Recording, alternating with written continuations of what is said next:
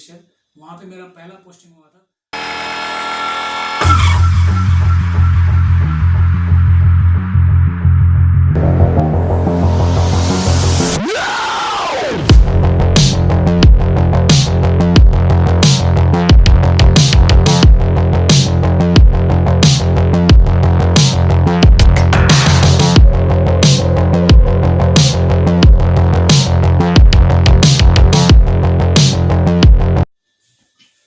So hello friends, मेरा नाम है रोहन शुक्ला और मेरे इस चैनल का नाम है साइलेंट स्ट्रगल आर के। सो फ्रेंड्स, आज मैं जिनके साथ इंटरव्यू करने के लिए आया हूँ उनका नाम है नवीन राय सर। सो फ्रेंड्स, आज इनके बारे में हम लोग जानेंगे। ये एक रिटायर्ड आर्मी है और फिलहाल अभी फुटबॉल कोच है, बच्चों को कोचिंग देते हैं फुटबॉल के बारे में। तो आज हम लोग जानेंगे इनके लाइफ के स्ट्रगल के बारे में, आर्मी से लेके फुटबॉल कोच बनने तक का सफर इनका कैसा था, इन्होंने अपने लाइफ में क्या क्या स्ट्रगल किया है, इनके लाइफ का जो भी उतार चढ़ाव है सब आज हम इनसे लेंगे। हम लोग आज बहुत एक नॉलेजेबल वीडियो मिलने वाला है। तो first of all thank you so much sir, आपने इतना कीमती टाइम हम लोग को दिया। तो सर, जैसे अभी न्यू ईयर से स्टार्ट हो रहा है हम लोग इंडिया में, सो आज आप ये हम लोग ये अपने लाइफ के स्ट्रगल के बारे में बताइए कि आपने एक रिटायर्ड आर्मी थे, देन आप फुटबॉल कोच थे, उससे पहले भी आप फुटबॉल खेलते थे। तो स्टार्टिंग से आपने ये सब सफर कैसे स्टार्ट किया, आपका लाइफ के स्टार्टिंग का, तो वो बात को थोड़ा अपना विचार प्रकट कीजिए। सबसे पहले राकेश भाई को मेरा बहुत बहुत धन्यवाद, है ना, रोहन भाई को, सॉरी। जिस प्रकार से रोहन भाई ने मुझे बताया कि अपने लाइफ के बारे में थोड़ा बहुत आपको शेयर करें, ताकि आपको भी इसके बारे में थोड़ा बहुत जानकारी हो। क्योंकि अब हम जिस एरिया में रहते, जिस जगह पर रहते, उसको हम बोलते हैं डुअर्स। वेस्ट बंगाल जलपाईगुड़ी डिस्ट्रिक्ट के अंडर में आता है बीनागुड़ी। एक छोटा सा जगह है जहाँ पे लोगों का इनकम ऑफ सोर्स बहुत ही लिमिटेड होता है। तो यहाँ पे सबसे पॉपुलर गेम है फुटबॉल। तो फुटबॉल क्या है? फुटबॉल एक घर घर में यहाँ पे एक बच्चा जो है वो फुटबॉल खेलने के लिए क्या करता है, अपने आप को डेडिकेट करता है। इसी प्रकार से आज से करीबन 20-22 साल पहले मेरा भी यही एक फुटबॉल का सफ़र था। जब मैंने फुटबॉल स्टार्ट किया था तब कभी सोचा नहीं था कि फुटबॉल से कैरियर बनेगा, या हो सकता है कि फुटबॉल से मैं इतना आगे तक जा पाऊँगा। बस एक जुनून था, एक दिल में एक इंटरेस्ट था कि नहीं, जाके कुछ उस समय हमारे पास में एंटरटेनमेंट का कुछ साधन हुआ नहीं करता था, बस एक ही होता था फुटबॉल। एक फुटबॉल खेलना मतलब अपने आप को फुल्ली इंजॉय करना। तो मेरा मोटो ये होता है कि अपने आप को फुल्ली इंजॉय करना। बट जब आस्ते आस्ते जब खेलते गए तो फुटबॉल से आपको पता है कि जब हम थोड़ा बहुत बाहर खेलने जाते हैं तो हम लोग को 200 400 एक वो पैसा मिलता था। तो फिर बाद में सोचा नहीं, यहाँ पे खेलने के लिए पैसा नहीं मिलता है। तो मैंने फिर उसको कंटिन्यू किया। कंटिन्यू करते करते करते फिर उसके बाद में स्कूल से थ्रू से हमने नेशनल पार्टिसिपेट किया। उसके बाद में जब नेशनल पार्टिसिपेट करके आया तो देखा कि नहीं, यहाँ पे फ्यूचर अच्छा है। तो फिर इसके साथ में ही जैसे मैं फुटबॉल खेल रहा था, साथ में स्कूलिंग भी कर रहा था। तो करते करते आफ्टर 12 को एक मेरे पास में अपॉर्चुनिटी आया। एक आर्मी के ऑफिसर्स थे बीनागुड़ी में, तो उन्होंने मुझे अप्रोच किया कि अगर आप फुटबॉल खेलना चाहते हैं तो आप इंडियन आर्मी में जाके भी आप अपना फुटबॉल कंटिन्यू कर सकते हैं और साथ साथ में आपका एक अच्छा सिक्योर जॉब भी हो जाएगा। तो ये तो एक बहुत ही बड़ा गर्व का बात है, क्योंकि इंडियन आर्मी में सर्व करना, वर्दी पहनना, यानी देश का रक्षा करना और साथ साथ में फुटबॉल भी खेलना, ये बहुत ही बड़ा एक भाग्य का बात है। तो मैंने बोला ठीक है। 1999 में जाके मैंने आपके शिलोंग में ट्रायल दिया। ट्रायल होने के बाद यही फुटबॉल के माध्यम से ही मैंने इंडियन आर्मी में अपना एक मुकाम, मतलब इंडियन आर्मी में अपने आप को एज अ सोल्जर देख पाया। तो मैं अपने आप को बहुत ज़्यादा गर्व महसूस करता हूँ कि फुटबॉल से ही आज मुझे एक इंडियन आर्मी का टिकट मिला है, और साथ में आज जाके एक अच्छा लाइफ स्टाइल अपने परिवार के साथ में, प्लस आने वाले जनरेशन को मैं इसी लाइन को लेते हुए आगे भविष्य तक जाने का मैं उनको क्या करता हूँ, प्रेरित करता हूँ। बस यहीं तक मेरा फुटबॉल का जर्नी है। बाकी रह गया आर्मी का सफ़र है, वो आर्मी का सफ़र बहुत ही बड़ा है और बहुत ही एक्सपीरियंस और बहुत ही अच्छा रहा। सो ये बहुत ही लंबा किस्सा हो जाएगा अगर मैं अपने आर्मी बैकग्राउंड के बारे में जाऊँ। तो स्पेशली मैं फुटबॉल को लेके इतना ज़्यादा क्यों इंटरेस्टेड हूँ, क्योंकि फुटबॉल ही आज मेरे लिए सब कुछ है। अगर मैं फुटबॉल नहीं खेलता तो आज मैं इस जगह पे नहीं होता। सो मैं फुटबॉल को अपना दूसरा धर्म मानता हूँ। फुटबॉल को मैं अपना सब कुछ मानता हूँ। फुटबॉल की वजह से ही मैं आज यहाँ पे हूँ। तो जितने भी मेरे आने वाले युवा पीढ़ी है, इवन कि बच्चों को भी मैं वही बोलता हूँ कि आप एजुकेशन के साथ साथ स्पोर्ट्स को भी कंटिन्यू रखें। आपने जैसे बताया सर, नेक्स्ट क्वेश्चन ये है कि जैसे आप फुटबॉल के थ्रू से आर्मी में गए, तो सर जैसे आप स्कूल टाइम से फुटबॉल खेलते थे? जी बिल्कुल, स्कूल टाइम से फुटबॉल खेलता था। जैसे स्कूल ऑफ हुआ, खत्म, छुट्टी होती है, घर में बस्ता रखा नहीं, खाना वाना छोड़ दिया, सीधा निकल गया ग्राउंड को फुटबॉल खेलने के लिए। फुटबॉल खेलने के लिए। तो फुटबॉल में इतना ज़्यादा जुनून था कि फुटबॉल खेलना ही, बाकी खाना मत खाओ मगर फुटबॉल खेलना ही है, ऐसा था। सो जैसे आपने कहा कि आपका फुटबॉल बहुत जुनून था, तो जब आप स्कूल लाइफ में थे, कॉलेज लाइफ में थे, देन तो आपने मतलब अपना कोई ड्रीम सेट किया था कि मैं आगे चल के फुटबॉल लाइफ में ही अपना करियर बनाऊंगा या फिर आर्मी बनूंगा, इस तरह से आपका मतलब ड्रीम क्या था? आपका फुटबॉलर ही बनना था? देखिए, ड्रीम तो उस समय क्या था, फुटबॉल का उतना ज़्यादा स्कोप था नहीं जिस प्रकार से अभी है। अभी ISL, आई लीग, उसके बाद में बहुत सारा ऐसा टूर्नामेंट होता है। फुटबॉल का उतना बड़ा स्कोप उस समय इंडिया में नहीं था। तो अभी क्या है, वो फुटबॉल का बहुत ज़्यादा स्कोप है। जब हमारे समय में क्या होता था कि नहीं, फुटबॉल खेलना है, फुटबॉल होता है, फुटबॉल खेलने के बाद में टूर्नामेंट्स होता है, टूर्नामेंट्स में जाके हमको वहाँ पे 200-400 एज अ, वो खेप बोलते हैं ना, higher player, as a higher player, तो 200-400 मिलता था। 200-400 करके करते कभी क्या होता था कि वो दशहरा दिवाली के लिए अपना थोड़ा पॉकेट मनी हो जाता था अपना शॉपिंग के लिए। तो वो एक इंटेंशन से खेलते थे कि नहीं, यहाँ से एक तो खेलने में इंजॉय भी आ रहा है और साथ में पैसा भी मिल रहा है, तो वो दोनों चीज़ लेके कर रहा था। तो उस समय फुटबॉल बाय प्रोफेशन करूँगा नहीं हुआ था, बट जब लगा कि फुटबॉल से बहुत कुछ मिल रहा है तो उसके साथ ही कंटिन्यू बाय प्रोफेशनली फुटबॉल खेलूंगा तो नहीं सोचा था। हाँ, मन में एक बहुत बड़ा क्वेश्चन मार्क होता है कि आप बड़े होने के बाद में आपको करना क्या है। तो अल्टीमेटली एक आर्मी का तो एम होता ही है, जनरल सभी का एक दिल में ख्वाब होता है कि आप देश के सेवा करें, एक रिस्पेक्टिव जॉब करें आप। तो आर्मी तो था ही था, और साथ साथ में खेल के साथ साथ में आर्मी को मिल जाना मतलब सोने पे सुहागा है सर, यही है। जैसे आपने कहा कि फुटबॉल और आर्मी आपका दोनों लाइफ का बहुत अहम हिस्सा है, तो जब आप फुटबॉल खेल रहे थे देन आर्मी में आप मतलब किस ईयर में आपने आर्मी के लिए ट्रायल दिया और आर्मी में आप किस ईयर में आप ज्वाइन हुए? इनिशियली देखिए, कोई भी चीज़ एक ही बार में सफलता मिलता नहीं, क्योंकि जब मैंने 1995 में 10 क्लियर किया था, तब मैं आर्मी रिक्रूटमेंट के लिए गैंगटॉक सिक्किम गया हुआ था। तो वहाँ पे मैं रनिंग में फेल हो गया, बट वही आपकी मेडिकल और कुछ एक कारणों से मैं फेल हो गया। उसके बाद में फिर सेकंड में मैं 1997 में फिर आपके सालूगाड़ा में ट्रायल के लिए गया रनिंग के लिए, वहाँ पे भी नहीं हुआ। बट लास्ट में जाके 1999 के एंड यानी दिसंबर में फिर मुझे यही फुटबॉल के थ्रू से ही, मैंने इससे पहले भी आपको कहा था कि मुझे एक ऑफिसर के थ्रू से एक मेरे को मैसेज मिला था कि आप फुटबॉल खेलना है तो आप शिलोंग जाओ, वहाँ पे आप अपना ट्रायल दो, आपका जॉब भी हो जाएगा प्लस आप फुटबॉल भी खेल पाओगे। तो तब मैं फिर ट्रायल के लिए शिलोंग गया था 99 लास्ट में, तभी जाके मुझे वहाँ पे जॉब आर्मी में मेरा रिक्रूटमेंट हुआ था। तो स्ट्रगल है इसमें भी, जॉब में जाने के लिए भी। तो सर, जब आप फुटबॉल खेलते खेलते जैसे आप आर्मी में हो गए, ज्वाइन हो गए, देन आर्मी में ज्वाइन होने के बाद आपका ट्रेनिंग भी चला होगा 1 ईयर, तो देन उसके बाद धीरे धीरे फर्स्ट पोस्टिंग आपका कहाँ था? मतलब आर्मी में जब आप हो गए तो आपका पहला पोस्टिंग किस शहर में था? पहला पोस्टिंग शहर नहीं था, वो आपका, आपने सुना होगा कभी ग्लेशियर, सुना है आप लोगों ने? ग्लेशियर जो कि JNK है, जो कि विश्व का सबसे हाईएस्ट आपका वार जोन है जिसको हम लोग बोलते हैं ग्लेशियर। वहाँ पे मेरा पहला पोस्टिंग हुआ था। हम ये डोर्स जैसे एरिया में रह के, ग्लेशियर यानी पूरा आपका बर्फों का पहाड़ होता है जिसको हम कहते हैं ग्लेशियर, तो वहाँ पे मेरा पहला पोस्टिंग था। जब वहाँ पे पहला पोस्टिंग हुआ तब आपको रियलाइज हुआ कि नहीं, आर्मी में जॉब करना ऐसे ही एक प्राइड का बात नहीं होता। वहाँ पे मैं अपने देश का रक्षा कर रहा था, अपने आप को अंदर से एक गर्व महसूस हो रहा था कि नहीं, आज जो जहाँ पे मैं हूँ वो मेरा किस्मत का सबसे अहम हिस्सा है, जो कि आज मैं देश के लिए इतने ऊंचे, मतलब जो आपका बैटल जोन है वहाँ पे जाके मैं अपना देश का रक्षा कर रहा हूँ। तो वो है मेरा पहला पोस्टिंग, सियाचिन ग्लेशियर यानी जम्मू एंड कश्मीर का सबसे दूर दराज इलाका जिसको हम बोलते हैं। तो सबसे पहला पोस्टिंग आपका वहीं पर था जी।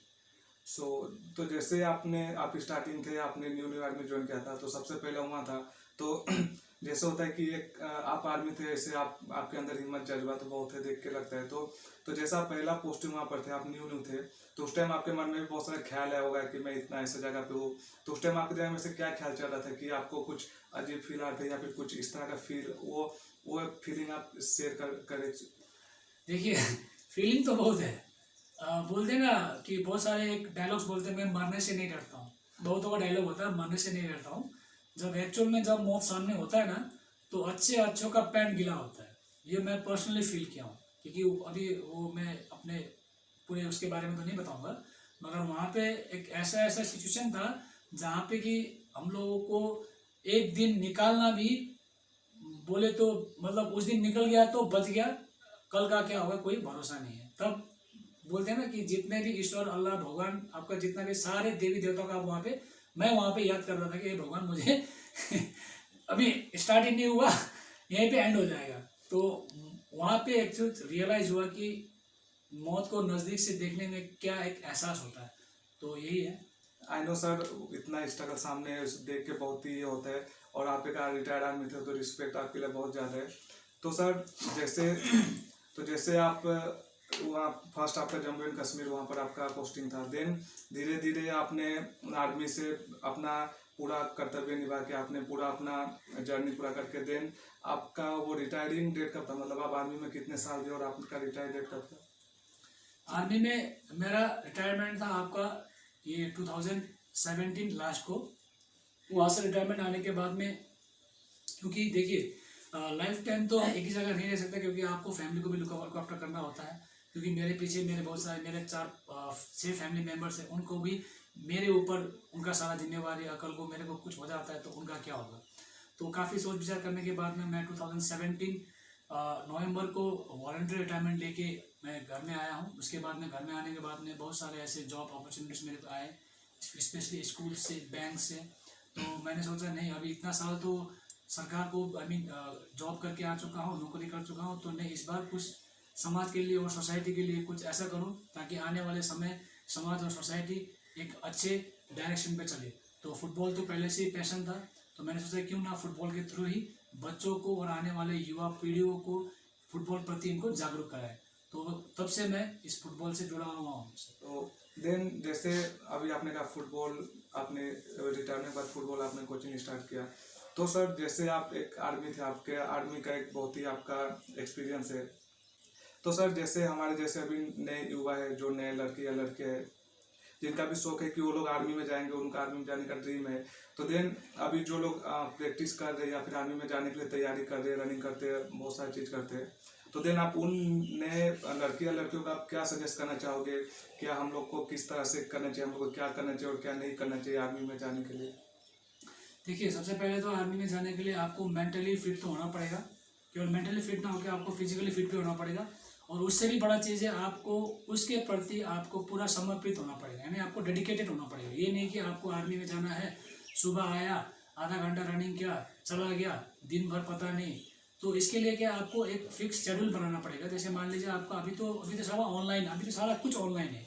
आपको पता चल जाता है कि आने वाले 6 महीने 8 महीने में आर्मी का रिक्रूटमेंट रैली होने वाला है।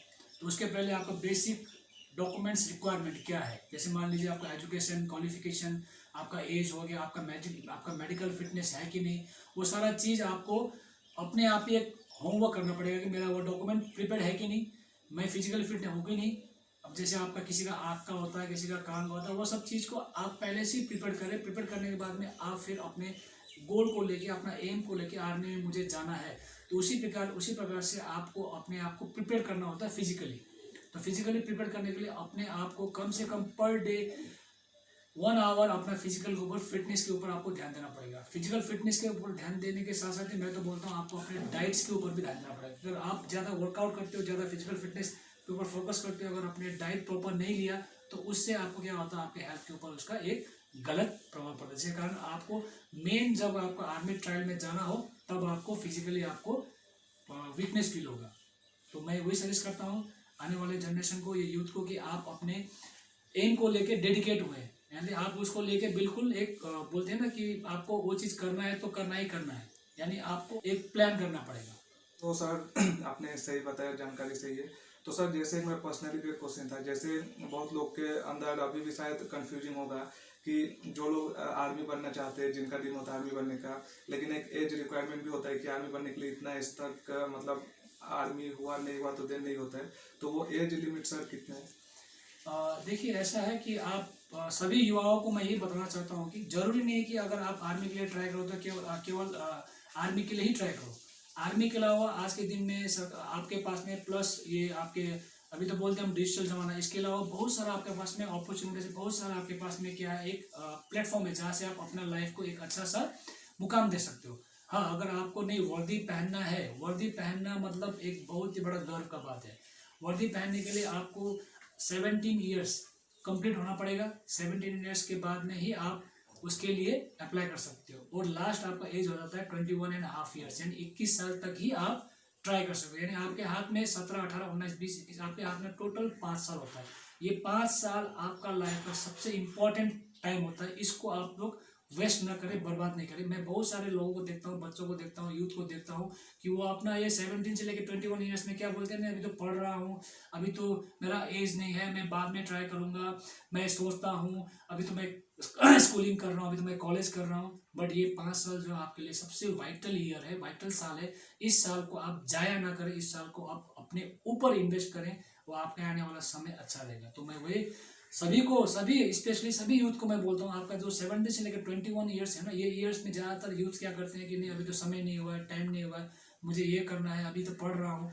वो सब के अलावा भी आप अपना फ्यूचर को लेके आप क्या हुए, थोड़ा सा सीरियस हुए। तो आर्मी के लिए आपको 17 से ही, आप जैसे आप 17 हो जाते हैं तो आप उसके ऊपर तत्पर रहें, उसके ऊपर कार्य करें, 100% आप आर्मी का जॉब पा सकते हैं। ओके, तो सर जैसे अभी तो आपने सही जानकारी दिया, तो देन जैसे लड़के लोग तो जो होते हैं, तो लड़के लोग का ड्रीम होता है आर्मी बनना, उनके फैमिली भी बहुत सारे सपोर्ट में होते हैं। देन जो लड़कियां होती है, जैसे हम लोग इधर में लड़कियां भी बहुत हर चीज़ में आगे है, तो स्पेशली मैं लड़कियों के लिए एक क्वेश्चन पूछना चाहूँगा कि जो लड़कियां इस फील्ड में आना चाहती है, जैसे कोई लड़कियां, कोई पुलिस ऑफिसर, कोई आर्मी ऑफिसर, कोई एक ऐसा पोस्ट में उनका होना चाहता है, लेकिन बहुत होता है कि समाज कुछ अलग बोलता है, फैमिली भी कुछ सपोर्ट करती है या नहीं करती है। तो इस स्पेशली लड़कियों के लिए आप क्या बोलना चाहोगे उनके पेरेंट्स को कि किस तरह से करना क्या सही होगा? देखिए, स्पेशली मैं केवल लड़कियों की नहीं, मैं स्पेशली सभी के लिए, सभी के जो लड़के हो प्लस लड़की हो, उनके सारे पेरेंट्स को मैं ये रिक्वेस्ट करना चाहता हूँ कि आप अपने बच्चे को प्रोत्साहित करें। हाँ, एजुकेशन तो करना है, पढ़ाना भी है, लिखाना भी है, साथ साथ में आप उनको एक अच्छा सा डायरेक्शन दे कि जैसे आपने कहा कि लड़कियों के लिए क्या है। अभी इंडियन आर्मी ने एक अच्छा सा आपका एक वैकेंसी निकाला है जिसको हम बोलते हैं। इससे पहले इंडियन आर्मी में एज अ सोल्जर किसी भी लड़की का रिक्रूटमेंट नहीं होता था, मगर अभी इंडियन आर्मी ने अभी एक रिक्रूटमेंट निकाला है जिसको हम बोलते हैं CMP यानी मिलिट्री पुलिस। इंडियन आर्मी के अंदर में अभी as a soldier military police में आज के दिन में लड़कियां अपने आप को एज अ सोल्जर अपने आप को अपॉइंट कर सकती है। इससे पहले केवल ऑफिसर्स के लिए हुआ करता था, मगर अभी क्या है, अभी इंडियन आर्मी में अभी आप as a military police soldier भी भर्ती हो सकते हो। उसके लिए मैंने मेरे गांव के ही बहुत सारे लड़कियों को, बच्चियों को मैंने कहा कि आप लोग फॉर्म अप्लाई करो। तो यहाँ पे करीबन 10-15 बच्चियों ने फॉर्म अप्लाई किया है। फॉर्म अप्लाई करने के बाद में एक लड़की का सुनने में आया कि उनका फॉर्म रिजेक्ट हो गया है। अभी वो चीज़ को अभी रेक्टिफाई करना है, उसके लिए पेरेंट्स को भी इसके बारे में थोड़ा बहुत जानकारी लेना पड़ेगा।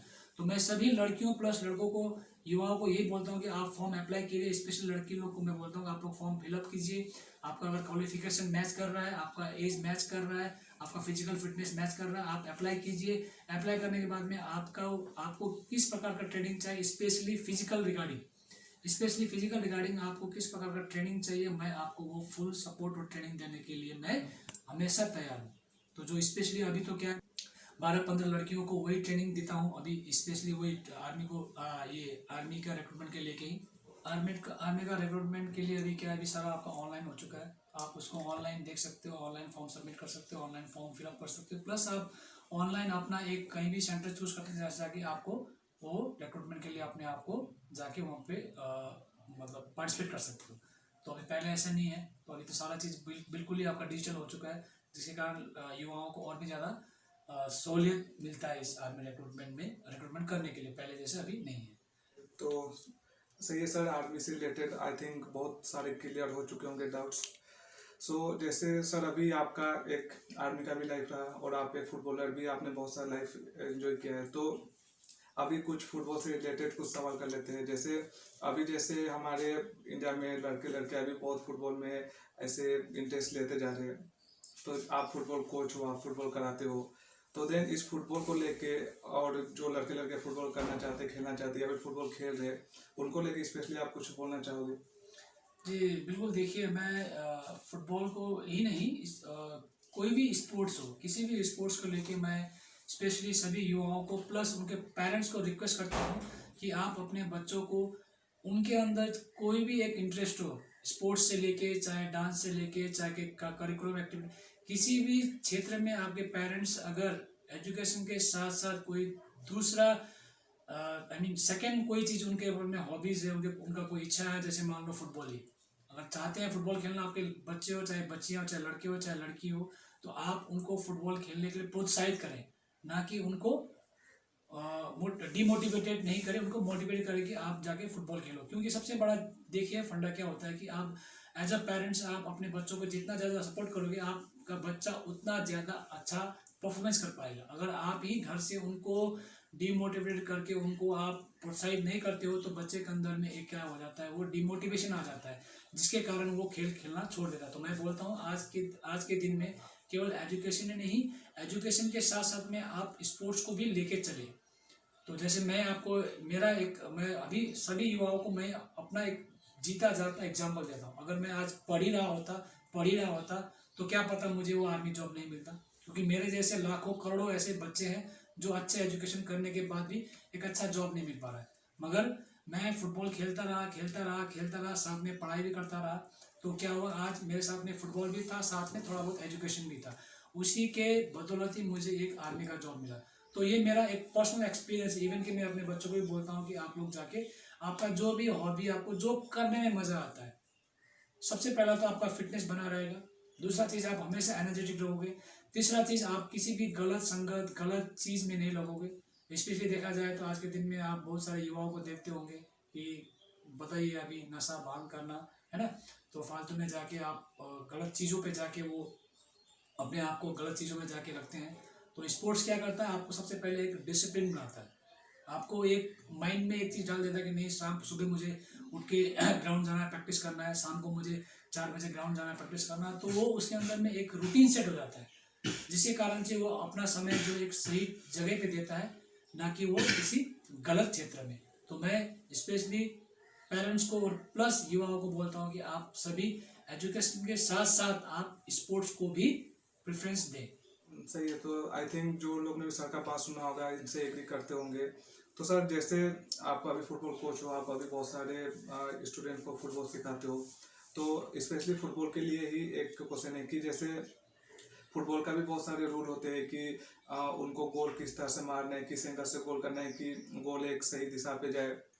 तो इस चीज़ को लेके जो जो आपका वीडियो देखेंगे उनका अंदर भी एक कुछ आई थिंक कुछ ऐसे गलतफहमियाँ होगी या फिर डाउट्स होंगे कि गोल को किस तरह से करना होता है, या फिर फुटबॉल को लेके इस तरह से फुटबॉल से लेके कोई एक ऐसे रिलेटेड आप मतलब शेयर करें जनता के साथ कि गोल किस तरह से करना सही होता है या फिर किस एंगल से खेलना सही होता है। देखिए फुटबॉल खेलना ही बड़ा चीज़ नहीं है। फुटबॉल को खेलते हुए फुटबॉल के नियम को मानना सबसे बड़ा चीज़ है, जिसको हम लोग बोलते हैं डिसिप्लिन, जिसको बोलते हैं हम लोग रूल्स। किसी भी चीज़ में आप देखिए, अगर उसको आप रूल्स के हिसाब से, नियम के हिसाब से, कानून के हिसाब से अगर उसके आप खेलते हो, तो आप उसमें 110% आप उस पर अव्वल और बढ़िया प्रदर्शन भी करोगे। इसके साथ साथ ही आप एक अच्छा स्पोर्ट्समैन, एक अच्छा फुटबॉलर भी कहोगे। क्योंकि फुटबॉल का आपका बहुत बड़ा एक टॉपिक है, उसको एक छोटे से इंटरव्यू में हम उसको समराइज नहीं कर सकते। फुटबॉल एक बहुत बड़ा टॉपिक है। बस आप as a footballer, as a sportsman, आप इस चीज़ को माइंड में रखिएगा कि फुटबॉल और स्पोर्ट्स का भी कुछ रूल्स एंड रेगुलेशन है, कुछ नियम्स है, जिसको आपको मानते हुए चलना पड़ेगा। अगर आप उसके अंदर, उसके दायरे में रह के आप अपने आप को निखारेंगे, तो 110% आप बहुत अच्छा परफॉर्मेंस कर पाएंगे। क्योंकि फुटबॉल ही एक ऐसा गेम है, इससे पहले ही मैंने आप लोगों को बताया कि स्पोर्ट्स ही एक ऐसा साधन है जहाँ से बच्चों लोगों को एजुकेशन तो मिलता ही, एजुकेशन के साथ साथ में एक अच्छा डिसिप्लिन भी मिलता है। तो ये आपका टोटल एक क्या है, रूल के अंदर में खेलना है। तो रूल के अंदर में जो रहता है, तो आपको पता है वो एक डिसिप्लिन मेंटेन करता है। तो यही है कि फुटबॉल में आके आप एक अच्छा प्रदर्शन करने के लिए आपको सबसे पहले रूल में आके खेलना पड़ेगा। और खेलने के लिए आपके पास में बहुत सारे ऐसे टेक्निक्स, जैसे सर ने बताया कि गोल मारना, तो गोल मारने का बहुत ज़्यादा वेरिएशंस है। अभी वो फिर क्या है, आपको वो पर्टिकुलर एक ट्रेनिंग बन जाता है। तो एक ट्रेनिंग मॉडल है ना। अगर जिस बच्चे को भी, जिस लड़के को भी, जिस लड़की को भी अगर फुटबॉल सीखना है, फुटबॉल खेलना है, तो मैं आप सभी को तहे दिल से और दोनों हाथों से मैं आपको इनवाइट करता हूँ कि आप लोग बिन्नागुड़ी मिलन संघ क्लब में आइए, मेरे अंडर में आप ट्रेनिंग लीजिए। 110% अभी तक आपने जो सीखा, उससे भी कुछ ज़्यादा यहाँ से आप सीख के जाएंगे। तो जैसे आप लोग सर का बात समझ गए होंगे, तो देन सर एक क्वेश्चन ये भी था कि जैसे अभी फुटबॉल के बारे में आपने बात किया, फुटबॉल है तो आपका खुद, आप एक कोच हो, आपका भी खुद का एक टीम है बहुत बड़ा। तो आपने ऐसे लोकल्स में भी आपने बहुत सारा गेम्स आपने खेला है, तो आपने लोकल्स में ऐसे कितना गेम खेला और कितना गेम आपने जीता ऐसे फुटबॉल में?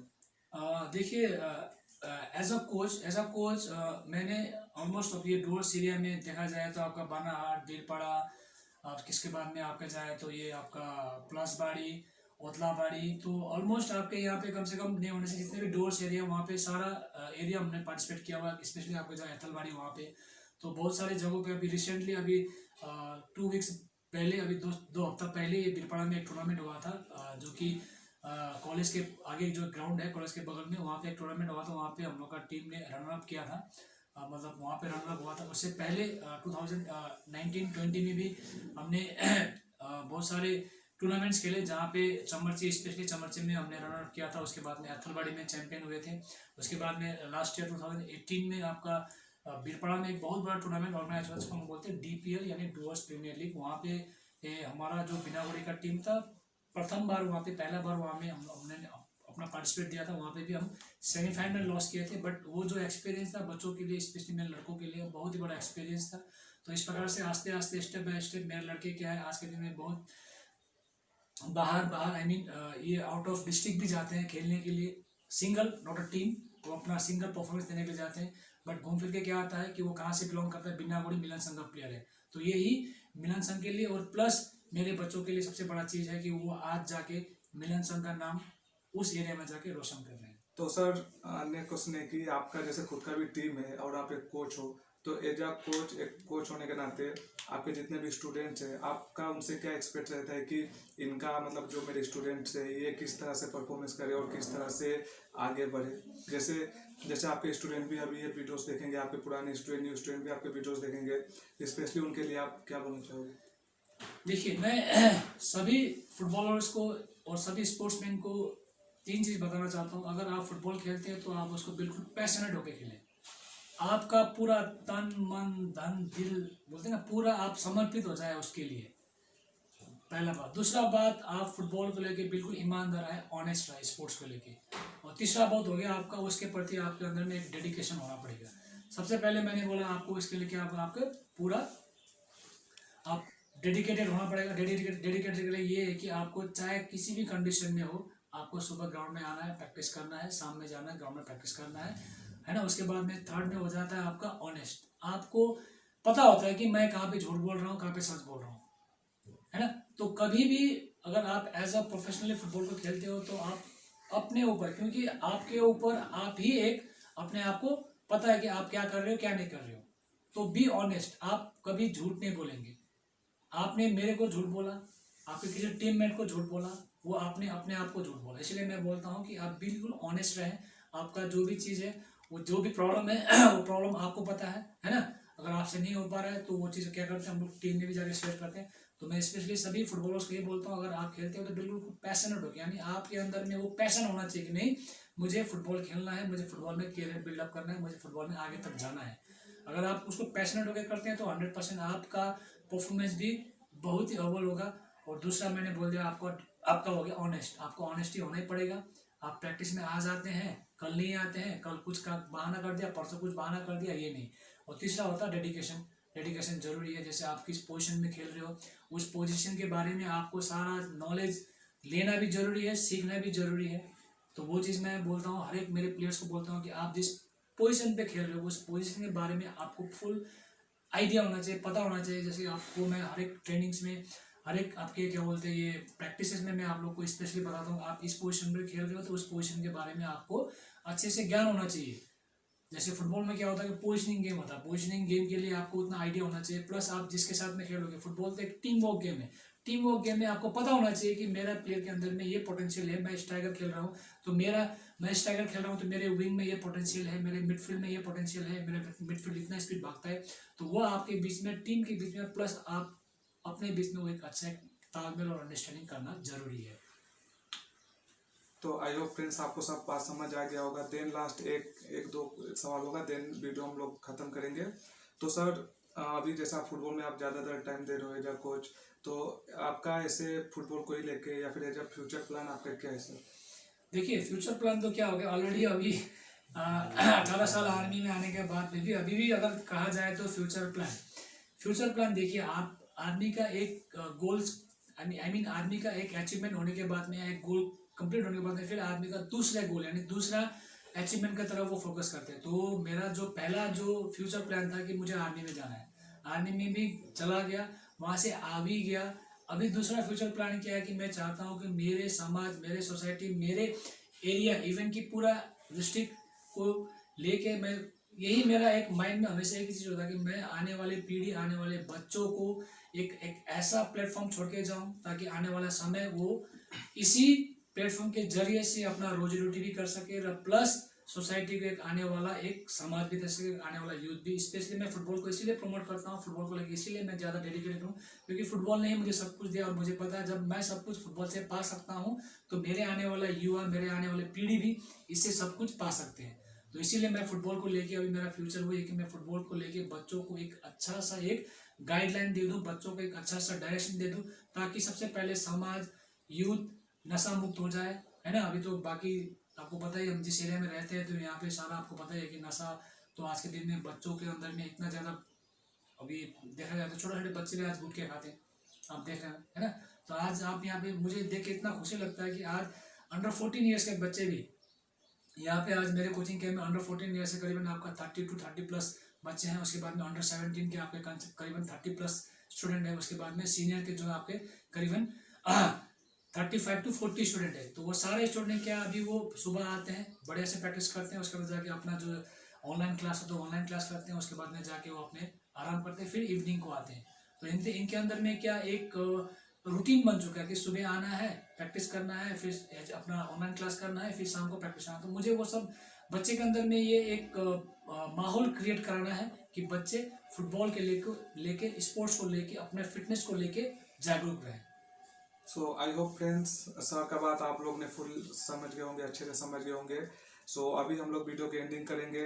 तो सर लास्ट ये क्वेश्चन होगा कि अभी आप हमारे नए आने वाले पीढ़ी, नए आने वाले बच्चे लड़के लड़कियों को आप अपनी तरफ से क्या एडवाइस देना चाहोगे कि उन्हें क्या करना चाहिए और क्या नहीं करना चाहिए?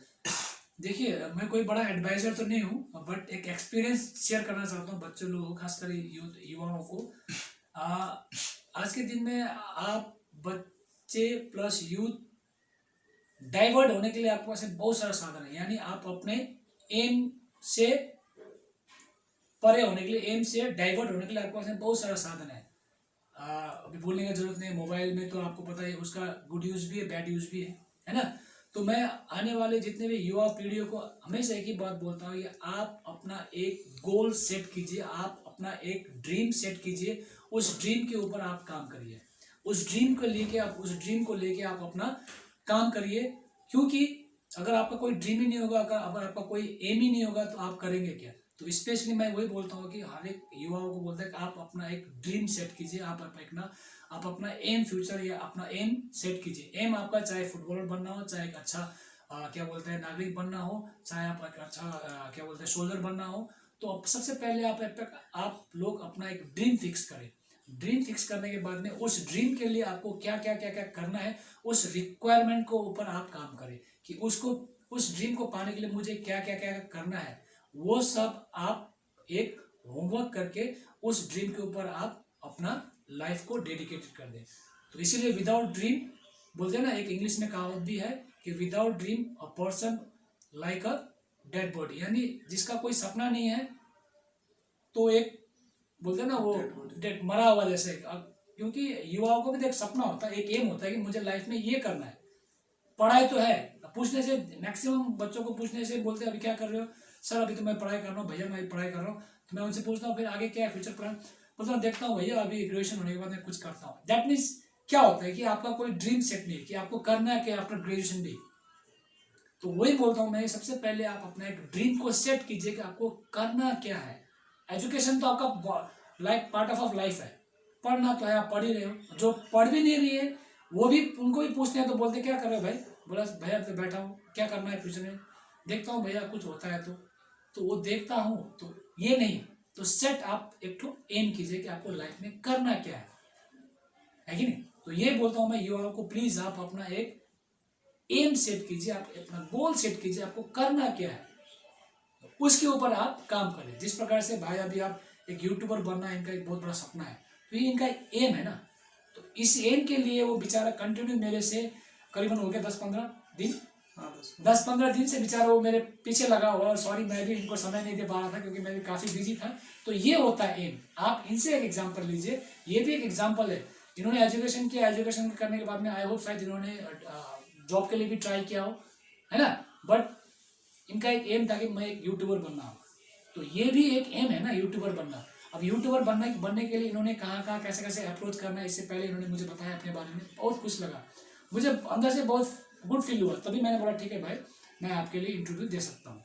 तो ये चीज़ होता है, ये भी आपके लिए एक एग्जाम्पल है। आपको जो बनना है उसके ऊपर आप काम कीजिए।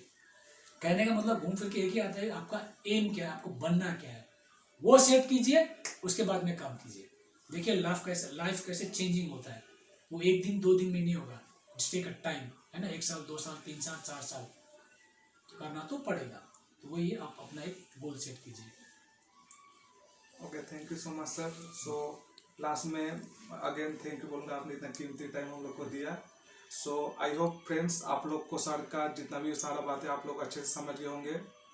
सो अगर आप लोग को ये वीडियो अच्छा लगा तो प्लीज़ लाइक से सब्सक्राइब करके बेल आइकन प्रेस कीजिएगा। देन सर से अगर आपका पर्सनली कुछ भी क्वेश्चन होता है तो आप कमेंट में कर दीजिएगा, सर उसका रिप्लाई करने का ट्राई करेंगे। तो ओके, थैंक यू।